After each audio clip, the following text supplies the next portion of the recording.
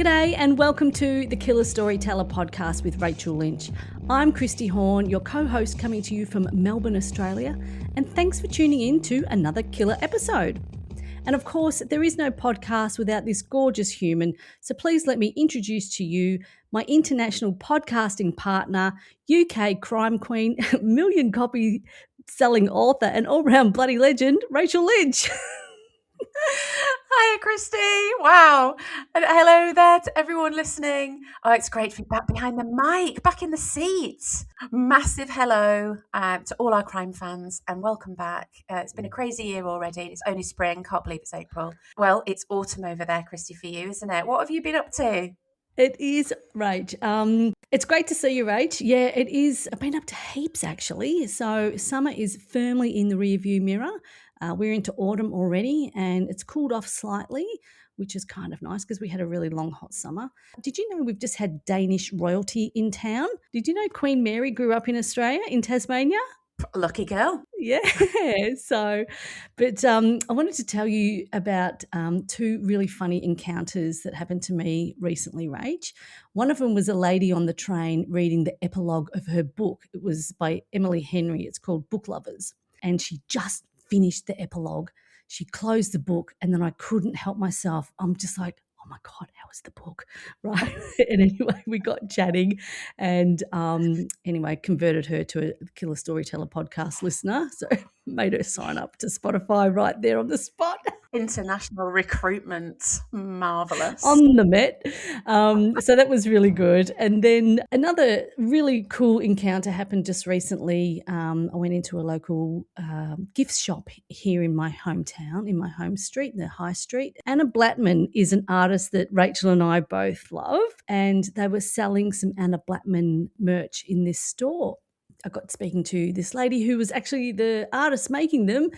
And anyway, she's also a Killer Storyteller podcast fan too. So we got to meet some real live fans of the show in real life. Oh, it's just mad, isn't it? I love Sharon. Yeah, so hey Sharon. I love stories like that. It's just amazing, isn't it?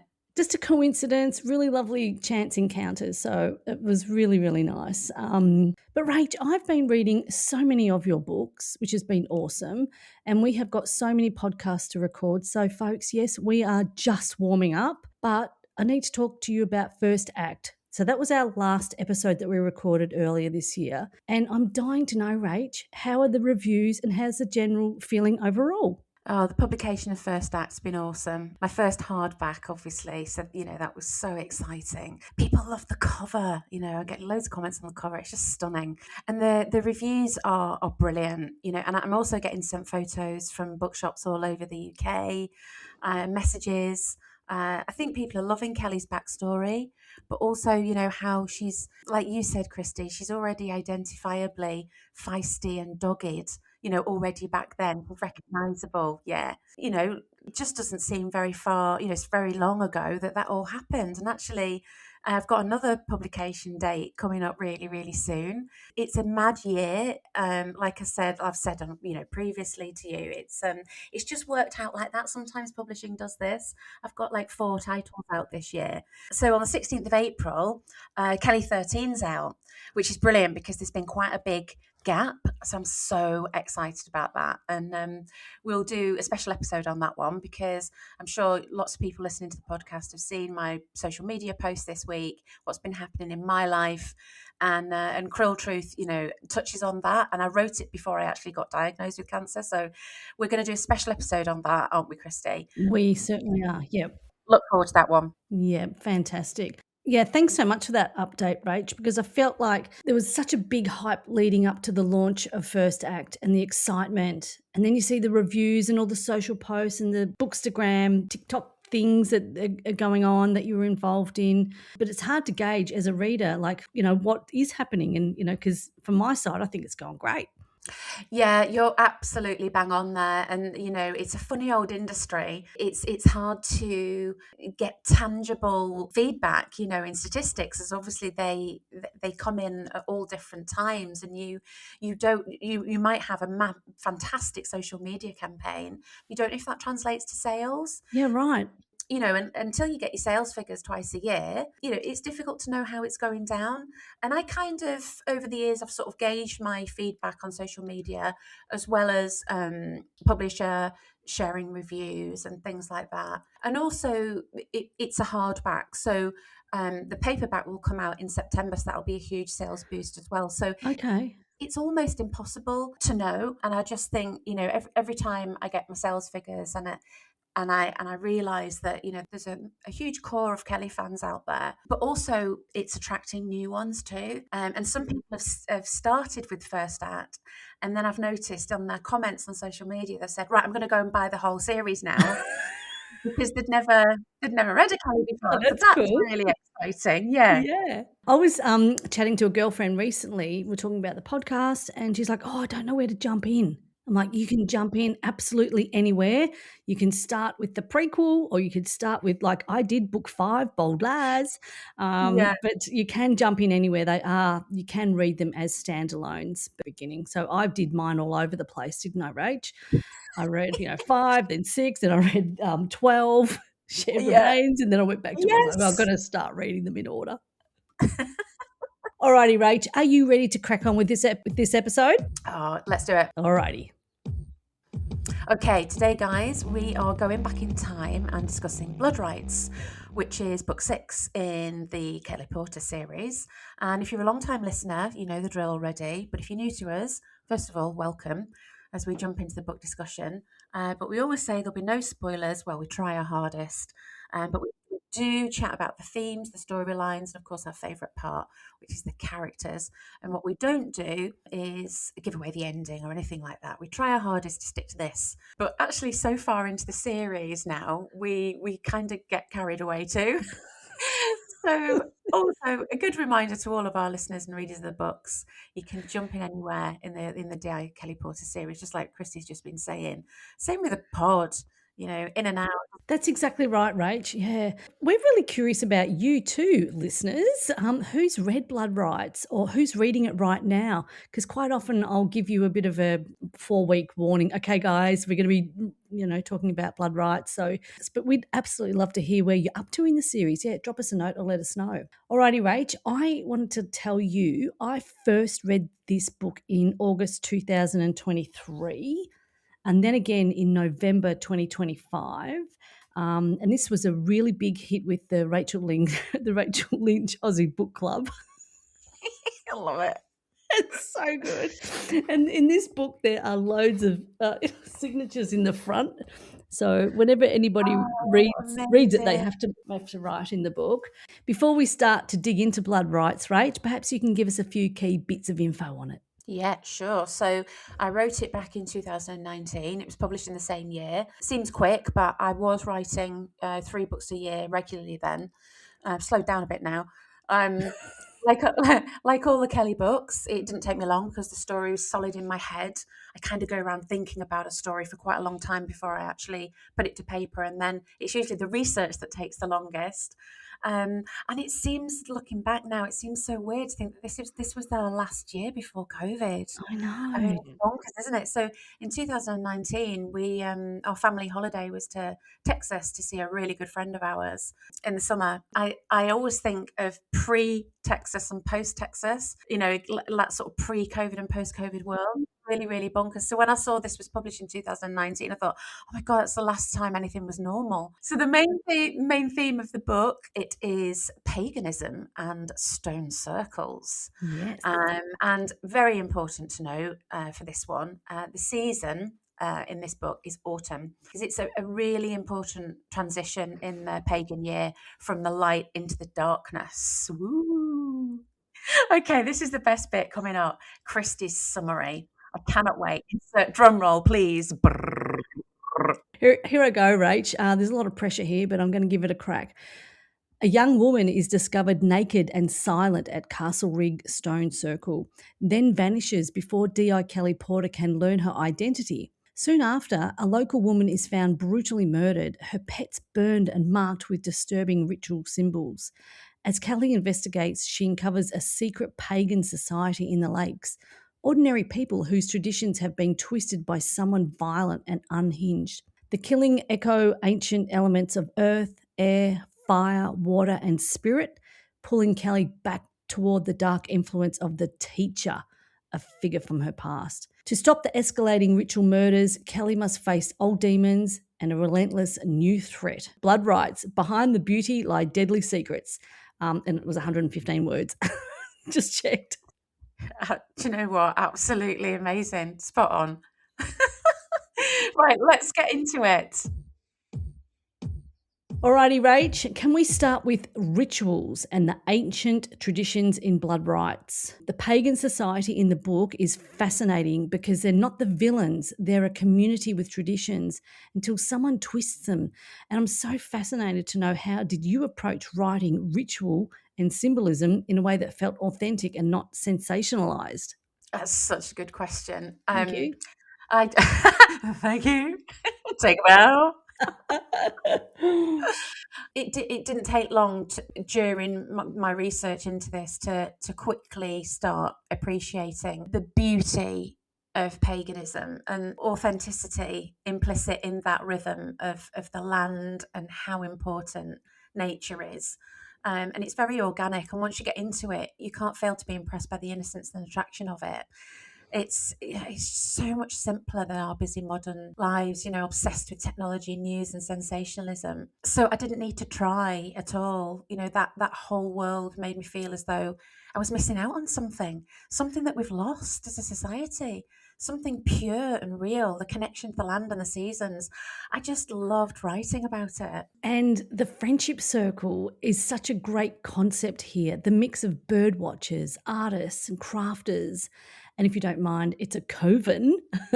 What interested you about exploring how normal people get pulled into belief systems and how groups can be protective or dangerous?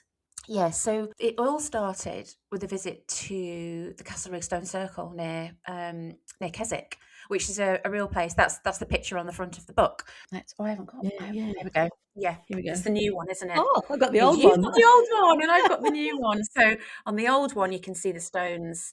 Yeah, and I actually did Google it too. Oh, you got the Yeah. silhouette. Yeah, That's beautiful. right, yeah. So on the new one, that's the silhouette set against the blood red sky. But it's a fascinating place. And in chapter 1 in the book, the Spencer family get up at dawn to go and see the sunrise. Well, I've done that with the kids, so it was that inspired this whole thing. Yeah, and our kids were teenagers and they loved it. And there was something so primitive and earthy about it.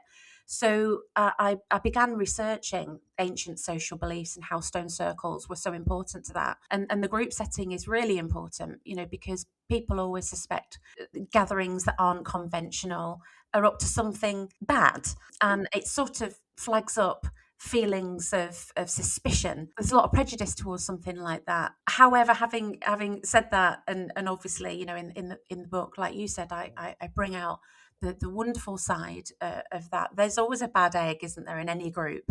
Yeah. And this is what I wanted to exploit about that group setting. But yeah, just researching into that, the societies and the covens and the way they're met, the names, the official names of the people who organised the meetings, for example, the types of things that they use, the items that are important and spiritual, and the animals that are important to them as well. Loved it all. It's so good because it's like a bit of ignorance on our behalf that it was really interesting reading this book and understanding a little bit more about some of those, communities. So can I just jump in there, Christy, and just ask you, was this your sort of first, experience Yeah. of that sort of ancient, ritual? Because it's really, the history of that is so strong in the UK, Druidism, before the Romans came. I mean, the Castlerigg Stone Circle, they reckon it's about 5,000 years old. It's a really important place, but there's no money to investigate it. I think some people have dug around a bit in it, but there's no money. So literally the sheep are wandering in and out of the stones. It's not protected. You just drive up to the field and you walk up to it and you touch them. There's something really tactile about stone, isn't there? Yes. And you can just stand there and touch it and sit on one of them if you like. It's very much part of the landscape. Yeah. And it's in an unforgettable place as well. Do touch on this in the book. Constellations and like equinoxes, the way the sun comes through the stones and things like that. It's all set out like that, like Stonehenge is. But yeah, the history behind it is really interesting. Yeah, I did. I found it really fascinating and learnt a lot in this book, Rach. D.I. Kelly Porter versus the teacher. The score is 2-Love. I love this storyline so much, and I actually hope it's not the end because I really would like to have more here. And this book brings the teacher's influence right back into the surface. How did you want Kelly's personal history to collide with the investigation? And would you say this case shifts her psychologically? Personally, I would be sectioned if I had to deal with Amy, also known as a teacher. Yeah, that's a really, really, really good question. And I think that, oh God, it was so cool writing those scenes because I was right there with her. I think there comes a point in many of the Kelly books where a past character jumps back in, and it's a natural addition, and it's really exciting to do it because, of course, there's so many books now that I've got a lot of a lot of nasty characters that I've created over the years that I can just pull in every now and again, and she can even just be thinking about a past case. But I thought that the addition of the teacher in this one would make a really sinister and terrifyingly effective mentor, and so that was my aim. And it's that sort of seed of a thought that turns into something bigger. And if you're not familiar with the teacher, it's a character from Deep Fear, which is Kelly too, and they're actually a serial killer, a really quite chilling one, total psychopath, very damaged. She's currently in jail for. So in this one, yeah, in Blood Rites, so obviously in Deep Fear 2, Deep Fear Kelly 2, Kelly obviously caught her, Yep. like Kelly does, and now she's sectioned in a mental health facility, clearly because she's completely bonkers. Although actually, Kelly thinks she's not bonkers, doesn't she? She knows exactly what she's doing. So she's a pen pal, so she likes to write letters to Kelly. So did you like that spin? I love it, and I want to see more of the teacher. I really, really do. I love that storyline, how it kind of threads in. So maybe she'll come up again down the track. But Rach, you are a bloody legend at describing the policing details at Eden House. I reckon I could get a job there. Brilliant. Seriously, the details on the huge amount of admin, all the missing person stats you provide, the organisational chaos, plus the tech, and you know what? I want a tough pad. Yeah. But in Blood Rites, it really shows the workload pressure. How important is it to you to reflect what real detectives deal with behind the scenes? It's such an insight. So, and how did you get this intel? Yeah, well, firstly, it was a copper that told me about tough pads because they're so clumsy, they keep dropping iPads. So they had to have a really excellent case where they could actually work on them as well. So that's where the tough pad came from. I love that detail. I love getting the stats right, and I have several police friends I talk to regularly.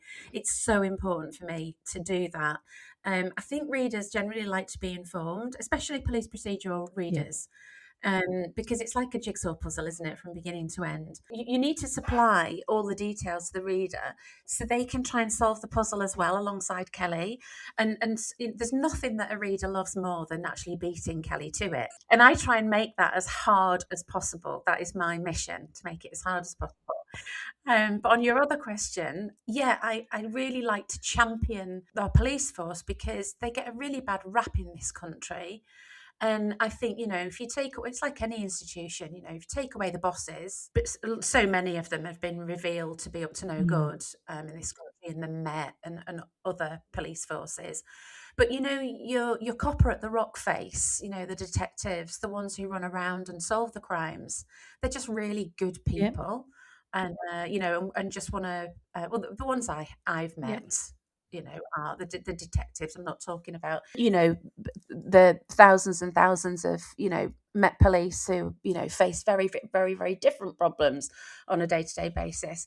This is Kelly in the Lake District with her bunch of, trusty detectives. And the detectives I've spoken to, it's really hard. It's a really hard job because it's quite rare to get a really good result. Because not only have you got to solve the crime, you've then got to get it to court, whether it's going to go the right way, because you need to prove crimes, don't you, beyond reasonable doubt. And that's really, really hard to We don't do. see that a lot of Kelly in court, do we? She's normally out in the field. Yeah, I mean, sometimes coppers will be brought to court, but basically, the job of the police force is to bring the case, is to gather the evidence, and then it's handed over to the Crown Prosecution Right. Service, their lawyers, the government lawyers, and then they've got to use that evidence to argue the case. So, you know, legal. I love legal dramas, but I could never write one because I don't know enough about it. Even though I've got a few really, really good lawyer friends. You know, so really, once Kelly and her team get the information, they've got to hand it over, and that's where their job stops. But they do obviously find out the results, and it can be really, really Yeah. painful. You know, when somebody gets off, or somebody gets like a year or a suspended sentence. You know, so I think mental health in the police force in this country is really low. So there is a Okay. part of that. I do like to champion Kelly and what she does. And then also I like it to be authentic as well, which is, why I love writing the autopsy scenes so carefully. A favourite of mine as well. Get the striker saw out, love. Get your striker saw out. You were talking about giving lots of clues as much as possible to see if the audience or the reader can come to the conclusion. But I've got a bit of a confession to make, and I don't know if you're going to like this, Rach, because do you know what? Sometimes I get not frustrated, but I have to read ahead, or sometimes I'll read the last chapter because I Oh can't my stand it. The tension, it's killing God. me. And like, Oh I just, wow. yeah. So yeah, sometimes I do go to the back end. That's such a confessional, isn't it? Yeah, I don't know if anyone else does that. Well, I do it on Netflix, got to say. If I'm really enjoying a series, I'm like halfway through, I'm like, my God, I haven't got time to watch another 4 hours. So I Google it. Oh, I love spoilers. Love spoilers. But there's no spoilers here, folks. All right, Rach, we absolutely have to talk about Daphne. Her backstory is heartbreaking. Her actions are just devastating, and she's clearly been shaped by manipulation. How did you balance writing someone who is so deeply damaged and reckless? And actually, I've got to ask you, Rach, are you okay? Because I'm asking for a friend. Her name's Amy. Ugh. I just got a shiver then. I know I create these characters, but I really don't want to meet them, thanks. Never. I mean, Daphne's a victim, isn't she? Yeah. And she's just a teenager, like Kelly's stepdaughter, Josie, and Mm. Joe Spencer's son, Callum. In every Kelly book, I think, and all the standalones that I've written too, I always do explore that psychology behind crime. And I think, if you're a seasoned Kelly reader, then this won't come as a surprise to you. But I do have several teenage characters in my books because I really believe it's a real sort of game-changing period of anyone's life. And it's often when the damage, such as what happened to Daphne, without any spoilers, can turn to deviance, can turn to dark. And I've probably got the stats somewhere. They'll be in a notebook somewhere. But yeah, that's really important to me. And I think looking at feedback, that's what readers like as well, is to know why some people turn bad Yeah. and why some people don't. And I think that's why true crime on telly is so popular, because it's fascinating, isn't it? Yeah. Why what happened in their childhood? Is it childhood or is it something Yeah. else? People just snap.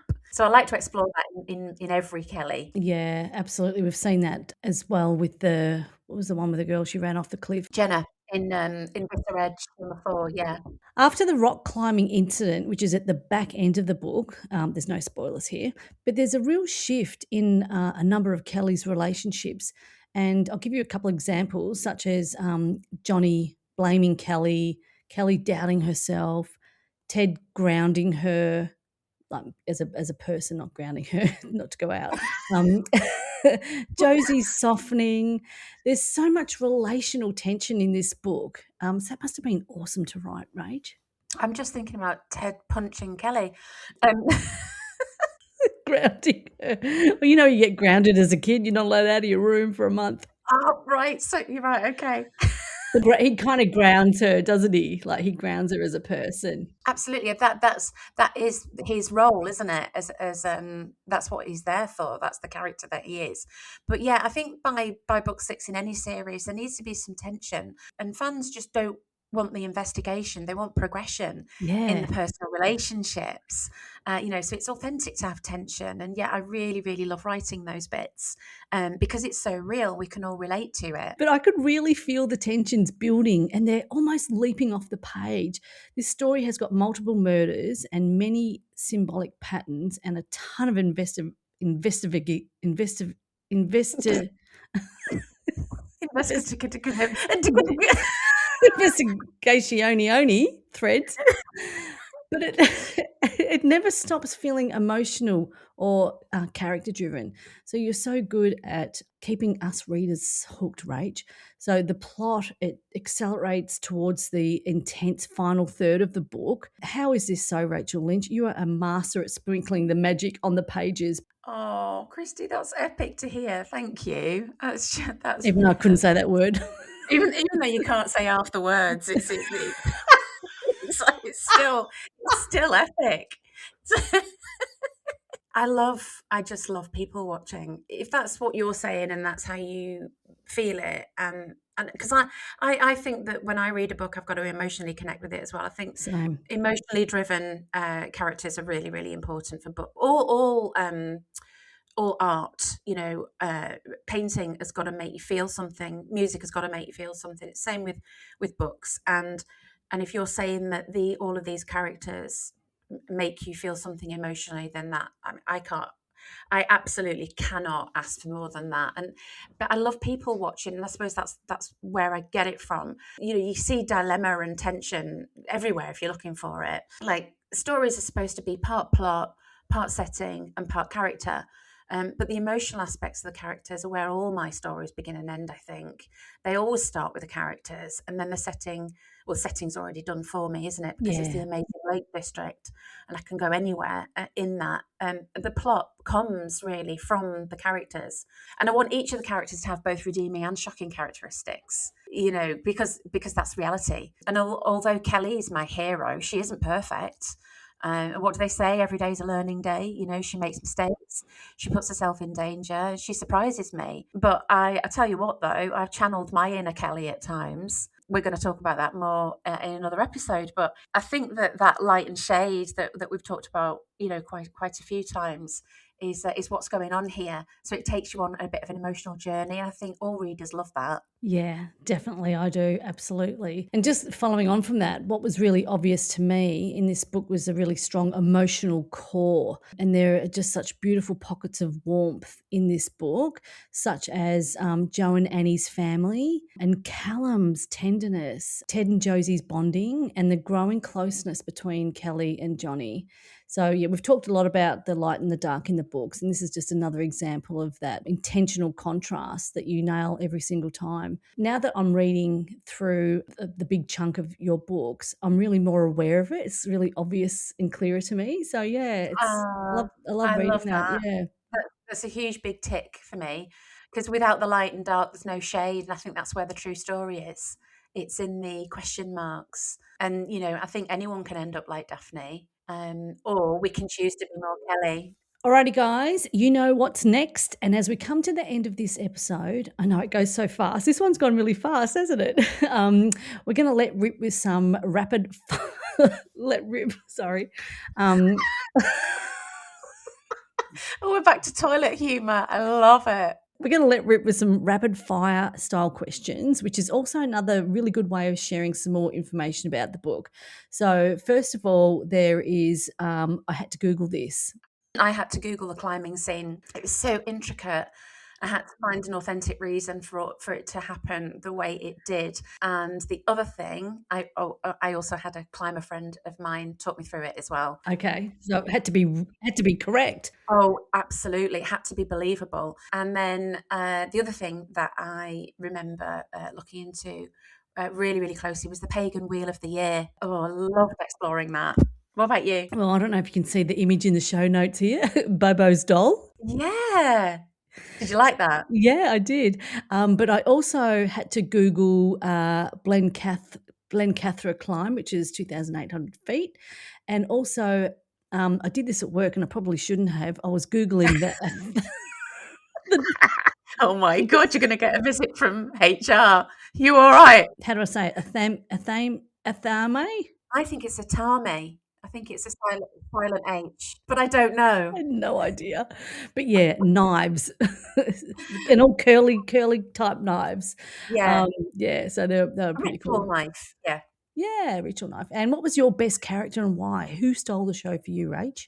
Oh, for me, it's got to be Fred. He's so wholesome and he cares so deeply about his flock. You know, I want to meet him for real. What about you? Yeah, well, that's so funny that you said Fred because I said Sandra, who's Fred's wife, and she's just oblivious. She's a really kind woman. She doesn't really know what's going on, but she's a bloody great cook. So I definitely want to pop round for some of her homestyle cooking.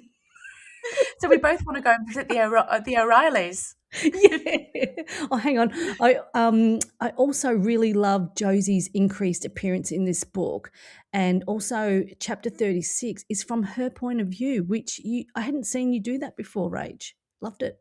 Awesome. And on the flip side of that, then the worst character for you? Ah, Amy Richmond, also known as the teacher. She could just be one of my absolute faves. She's just so messed up, and I hope to see her again because I love her letters that come into Kelly. What about you? Oh, for me, it's Kirk Junker. He's just the worst kind of manipulator and narcissist that I absolutely despise.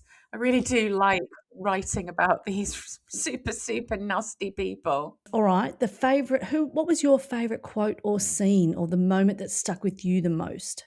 I think a real sort of chilling line that I picked out was on page 248, which was the teacher wasn't mentally ill, just evil. That really got me because it's what we were talking about earlier, and it's so controversial, isn't it? Are they mentally ill, or do they know exactly what they're doing? So that was a good one for me. And then chapter 30, when the journalist Carrie chases a story and ends up at a remote farmhouse. Without any spoilers, I won't go any further on that one. That was a real chapter that I wrote within about half an hour, I think. I do like having fun with nosy journalists over the series. They're a great vehicle in a crime story to get extra info for me. Yeah, they are. I love that. Yeah. Yeah. What about you, Christy? Ted, Kelly, and Johnny are walking arm in arm out of the pub. And there was another one that I absolutely loved, and it's a conversation with Josie and Ted on page 230, and they're discussing how to process a crime scene. And there's this kind of shift of Josie really starting to really admire Kelly. And it was kind of the first sort of book where she kind of, the penny had dropped with her and the relationship kind of turned. So they were two of my favourite ones. I love that. And Kelly Porter, favourite moments for you? When I've jumped into the show notes, we had the identical favourite moment here. So I've actually got another one that I thought I might read a little quote out of the book, if that's okay. Of course. All right. So it's on page 179, and it's when Kelly and Rob are talking about the case. And anyway, Rob goes, "Oh, winter's almost here," he said, looking at the sky. And Kelly said, "That's cheery," Kelly said.